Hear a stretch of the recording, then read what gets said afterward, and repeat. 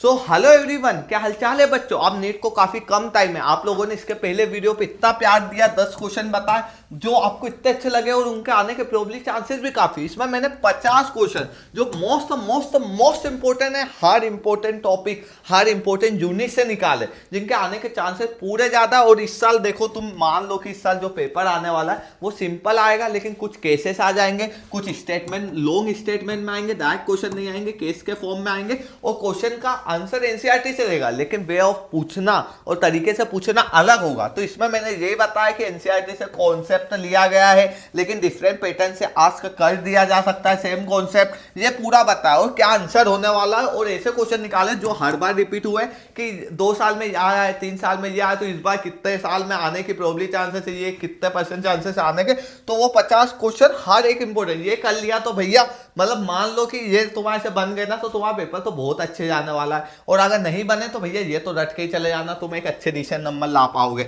मैं दूसरे फालतू जितने बड़े प्लेटफॉर्म है उनकी बात नहीं करूंगा। तो इंड्यूसर ऑफ लेक एपेरो बहुत सिंपल है, एलोलेक्टोस। भाई तुम्हें पता होगा, लेक्टोस तुम लगाओगे नहीं, मेल्टोस लगाओगे नहीं, गैलेक्टोस लगाओगे नहीं, बस लेक्टोस लगा सकते हो, लेकिन याद रखो एलोलेक्टोस होते हैं। Revise the core definition and application of this copy नहीं पढ़ना है, ठीक है। आप सबसे इंपॉर्टेंट बात करते हैं कि डीएनए पॉलीमरेज इन रेप्लिकेशन किससे होता है भैया, ये तो सबको पता है, थर्ड से होता है। ये वाला क्वेश्चन बहुत इंपॉर्टेंट है, डीएनए पॉलीमरेज इन रेप्लिकेशन, डीएनए पॉलीमरेज 3, ये चीज तुम्हें पता होनी चाहिए और बहुत अच्छे से। ओकाजाकी फ्रेगमेंट ऑक्योर इन, भाई lagging strand, Okazaki fragment occur in lagging strand, बहुत सिंपल। इसका मैं कॉन्सेप्ट बताऊंगा ना मैम, नेक्स्ट ईयर से तुम पढ़ाना भी स्टार्ट करना पड़ेगा, तो तुम्हारे ऐसे कॉन्सेप्ट बना दूंगा। ये कॉन्सेप्ट तुम्हें पता ही होगा कि ऐसे तुमने पढ़ा होगा कि पेयर में रहते, बीच में गैप रहती, हम ओकाजाकी फ्रेगमेंट बोल देते, तो वो एक लेगिंग स्ट्रेन में जाता है जो ऊपर से नीचे जा रहा है, समझ रहे हो।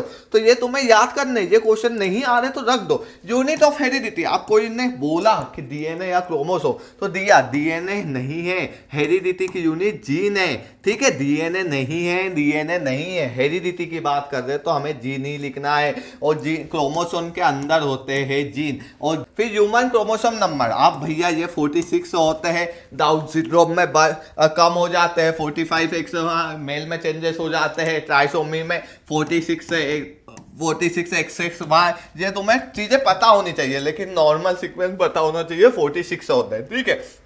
फादर ऑफ जेनेटिक मेंडल्स, क्या दिया था इन्होंने, लॉ ऑफ इनहेरिटेंस, ये तुम्हें पता ही होगा, बेसिकली बहुत इजी चीज है और अच्छे से पता होना चाहिए। आरएनए सिंथेसिस प्रोसेस, भाई रेप्लिकेशन, आप रेप्लिकेशन मत लिख देना, रेप्लिकेशन मतलब एक से दूसरा बनना होता है। ट्रांसलेटर मतलब प्रोटीन का सिंथेसिस होता है, लेकिन आरएनए का सिंथेसिस को ट्रांसक्रिप्शन बोलते हैं। क्या बोलते हैं, ट्रांसक्रिप्शन। और म्यूटेशन में क्या हो जाता है, 2 जीन मान लो तो उसमें म्यूटेशन हो जाता है, जिसके ही कारण हमें सिकल सेल एनीमिया जैसे दिखने को मिलता है। नॉन फॉर मिथ्योनिन, ये क्वेश्चन इसलिए रखा है क्योंकि बार बार रिपीट हो जाता है। और इसका आंसर क्या है, ओग ओग ओग ओग। और अपन पबजी खेलते हो तो याद होगी कि एक गन होती है, तो इस तरीके से AUG याद कर लेना, ठीक है। रेप्लिकेशन इज, आप बहुत सारे बच्चे क्या डीएनए के इसमें भी सेमी कंजर्वेटिव और रेप्लिकेशन में भी सेमी कंजर्वेटिव, राइट, कुछ भी पूछ रहे हैं कंजर्वेटिव सेमी कंजर्वेटिव। मैं तुम्हें एक बात बता रहा हूँ, कुछ भी क्वेश्चन है सेमी कंजर्वेटिव ऑप्शन में है, तो अगर तुम्हें नहीं पता कि क्या करेक्ट आंसर है तो सेमी कंजर्वेटिव लगाना, 99.9% ये आंसर सही जाएगा। जेनेटिक्स का कोई सा भी क्वेश्चन आ रहा है। Genetic material in most of organism, आप बहुत सारे क्या लिख देंगे कि भैया आरएनए तो बहुत रेयर होता है, लिपिड सब में होती, सब चीजें सब में है, लेकिन मोस्ट ऑफ ऑर्गेनिज्म में क्या सबसे इंपॉर्टेंट है, तो डीएनए इंपॉर्टेंट है, समझ रहे हो। बाकी होता सब कुछ है, यही पूछे जाएंगे। अब ये वाला कि रेस्ट्रिक्शन एंजाइम कट, अब डीएनए लिखना भैया, डीएनए किसको काटना है, हमको डीएनए को काटना है। आरएनए तो सिंगल स्ट्रैंड है ना, तो उसमें इतना लोड नहीं है हमें, डबल स्ट्रैंडेड को पहले तो हम दूर करेंगे, उसके बाद काटेंगे। पीसीआर रिएक्शन कौन से टेम्परेचर पे हो रही, ये भी यहाँ पे इंपॉर्टेंट है। ये वाली चीज मैं आपको बता दूं, पीसीआर टेलर दबाई देखो पूछ लिया। अब ये क्वेश्चन भैया किसी ने को पता ही नहीं है, और ये क्वेश्चन हमने क्यों लिया है, क्योंकि ये आया है 2005 के अप्रोक्स टाइम पे। तो ये वाला क्वेश्चन पढ़ के चले जाना काली मुलेश, नहीं तो भैया ये क्वेश्चन मैंने बताया था तुम्हें नहीं आएगा, तुम मेरे को बोलोगे vector commonly used, vector commonly used, हर बार हर बार हर बार प्लाज्मिड प्लाज्मिड प्लाज्मिड रट लो। वेक्टर आ रहा है तो बेसिक मेन वेक्टर सब होते हैं, ऐसा नहीं है कि वेक्टर वायरस भी वेक्टर का काम करता, लेकिन मेन वेक्टर अपने बायोटेक्नोलॉजी यूनिट में प्लाज्मिड है, प्लाज्मिड है। ये बात मैं तुमको अच्छे से बताऊं। BT toxin source, BT BT BT तो बीटी बीटी सीधी बात है, बीटी ई कोलाई से कभी रिलेक्स मत करना। और बार बार पूछा गया क्वेश्चन है, एलाइजा डिटेक्ट किसको करता है? एलाइजा भैया HIV सब में आता है, enzyme link सोल्वेंट SI, antigen antibodies reaction, antigen antibodies से हमें पता चलता है कि कौन से ऑर्गेनिज्म में अटैक किया है, इन्वेस्टिगेशन में यूज होता है। Golden rice rich in golden rice vitamin A, vitamin A. अगर मेरी चश्मा लगी है तो मैंने याद किया था विटामिन ए खाऊंगा तो अच्छी होगी, इतना जनरल नॉलेज सबको पता है, और वो होती है गोल्डन राइस में, ब्राउन राइस में, लेकिन हमें गोल्डन राइस से ही रिलेट करना है। फर्स्ट रिकॉम्बिनेंट इंसुलिन कौन सी थी? फर्स्ट रिकॉम्बिनेंट इंसुलिन, मैंने इसको याद किया था। देखो फर्स्ट रिकॉम्बिनेंट इंसुलिन ह्यूमन में ही बना था, तुम दूसरी जो पी वगैरह इनसे रिलेट करते हो वो रिकॉम्बिनेंट डीएनए था, लेकिन हमें ऐसा याद करना है ह्यूमन से ही डेवलप हुआ था। तो ह्यूमन किस में आ रहा है? इसमें आ रहा, ह्यूमन ह्यूमलिन, इससे रिलेट कर लेना ये वाला क्वेश्चन। और ये बहुत इंपॉर्टेंट है क्योंकि ये बहुत कम आया है, तो इस बार आने के चांसेस हमें लग रहे हैं।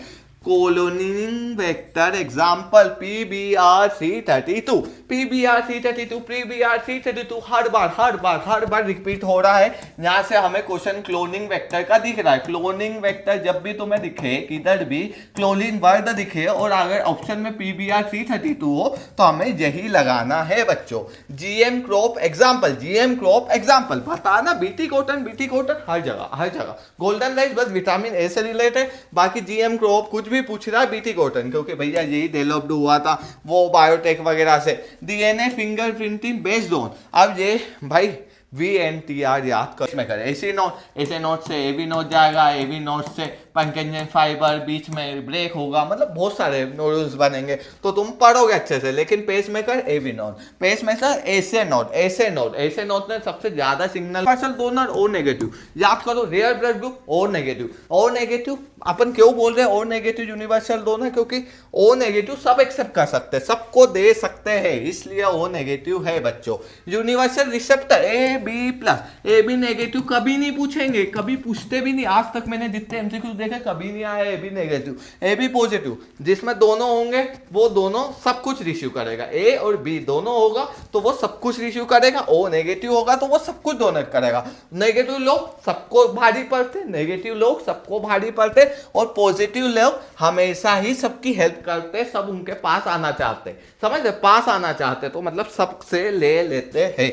ये याद करने की टेक्निक है। RBC लाइफ स्टाइल 90 डेज मुझे मैं भी लगा के आया था, मैंने एग्जाम में इसलिए बता रहा, इसीलिए मेरे 355 नंबर आए थे नीट एग्जाम की बायो में, क्योंकि हमारे टाइम पे स्टेटमेंट वाला, और मैंने सोचो स्टेटमेंट वाले 22 वाला पेपर इतना अच्छा किया था और मैंने यही क्वेश्चन गलत लगा दिया था। इसलिए नहीं कि गलत लगा दिया था, मेरे को सबको पता है 120, लेकिन हमें माइंड मेमोरीज में नहीं रहता, तो हमें पूरे ऑप्शन पढ़ने की आदत डालनी है। RBC लाइफ स्टाइल मेरे को याद है कि 120 है, मैं 120 ऑप्शन देखता तो हमेशा 120 लगाता, लेकिन मैंने क्या पहले ऑप्शन पे जाके 90 और फट से पलटा दिया, मैं भूल ही गया कि नीचे जा 120 पर, समझ रहे हो ये बात। लार्जेस्ट ग्लैंड लीवर होती है, लीवर सबसे बड़ी ग्लैंड होती है, अल्कोहल पीने पे लीवर खराब होता है, ट्रांसप्लांट करना पड़ता है, तो ये लार्जेस्ट ग्लैंड है बच्चों, gland. Functional kidney unit nephron है, न्यूरॉन ब्रेन के लिए होता है यूज। मैंने ये पिछले वीडियो में भी बताया था, किडनी के लिए नेफ्रॉन है जो फिल्ट्रेशन में हेल्प करता है, अपन को loop of Henle, ascending descending ascending क्या एब्जॉर्प्शन करता है, ये सब चीजें इतनी ज्यादा पूछी नहीं जाती। ऑक्सीजन कैरिंग पिगमेंट कौन सा? हीमोग्लोबिन ब्लड के अंदर हीमोग्लोबिन है जो ऑक्सीजन को ट्रांसपोर्ट कर रहा है, जो ऑक्सीजन हीमोग्लोबिन पे ऑक्सीजन बाइंड हो रहा तो ऑक्सी हीमोग्लोबिन बन रहा। ये चीजें अपन को इंपॉर्टेंट है। कार्बोक्सिल हीमोग्लोबिन की कितनी सीक्वेंस है ये हमें पता होनी चाहिए। ब्लड का नॉर्मल पीएच भैया 7.4 होता है। 7.4 हमें लगभग एसिड और बेसिक के बीच में हमें पता होना चाहिए किसको एसिडिक बोलते हैं, किसको बेसिक बोलते हैं, और हमारा ब्लड ग्रुप ये क्यों होता है। तो कनेक्ट कर लेना, 7.4 के करीब ही होता है। Insulin secretion by, secreted by, कितना सिंपल है, बीटा सेल। इंसुलिन कौन सिक्रेट करेगा? बीटा सेल ही सिक्रेट करेगी बच्चों। Insulin secreted by beta cell. Alpha क्यों नहीं? क्योंकि अल्फा दूसरी चीज सिक्रेट करती है। बीटा सेल आपने पढ़ा होगा, लेंगरेज स्लेट ऑफ लेंगरिन, जो बीटा सेल सिक्रेट करती है। इंसुलिन क्या करती है? ग्लूकोज लेवल को कम करती है, ग्लूकोज लेवल को कम करती है, ग्लूकोनियोजेनेसिस नहीं करवाती, ग्लाइकोनियोजेनेसिस नहीं करवाती, ब्रेकडाउन नहीं, ग्लाइकोनियोजेनेसिस करवाती, ग्लाइकोजिनोलाइसिस नहीं करवाती। लाइसिस आने टूट जाना, जीनीसिस आने फॉर्म हो जाना। मैं ये चीज अभी बता रहा क्योंकि मेरे को vitamin D, vitamin D bones की बात है, बोन की बात है, बोन कमजोर, ऑस्टोपोरोसिस हो जाएगा, बोन कमजोर, रिकेट्स हो जाएगा, बोन कमजोर, इसका भी विटामिन सी वगैरह, इसमें बेरी बेरी और नाइट ब्लाइंडनेस विटामिन ए वगैरह। ठीक है, पिरामिड ऑलवेज राइट, बार बार मैंने बताया, एनर्जी वाली टर्म में यूज होगी तो एनर्जी लिखना है। Study of population, study of population, study of population, ecology, ecology, ecology, ऐसा ही बच्चे बोल देते हो, इकोलॉजी लगा के आते हैं, लेकिन गलत है बच्चों, डेमोग्राफी आएगी। ये बात मैं इसलिए बार बार बोल रहा हूँ क्योंकि इकोलॉजी बहुत रिलेट होती है। कुछ कुछ क्वेश्चन ऐसे हैं जो बार बार हम करते हैं तो हमें ऐसा लगता है कि यही ऑप्शन होगा, लेकिन इसका आंसर क्या है बच्चों?